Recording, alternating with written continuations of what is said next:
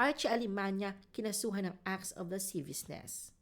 Inirekomenda ng Office of the City Prosecutor sa Bacoor City na kasuhan ang aktor na si Archie Alimanya ng acts of lasciviousness matapos ang reklamong isinampa ni Rita Daniela noong October 2024. Nakitaan ng tanggapan ng piskal na mayroong prima facie case with reasonable certainty of conviction upang sampahan ng kaso si Archie Alimanya para sa kasong acts of lasciviousness. Inirekomenda rin ng prosekusyon na parusahan si Archie Alimanya alinsunod sa Article 336 ng Revised Penal Code. Sa isinampang reklamo, inilahad ni Rita na hinalikan at hinawakan siya ni Archie na walang pahintulot at paulit-ulit na nagbigay ng di-angkop ng mga pahayag laban sa kanya.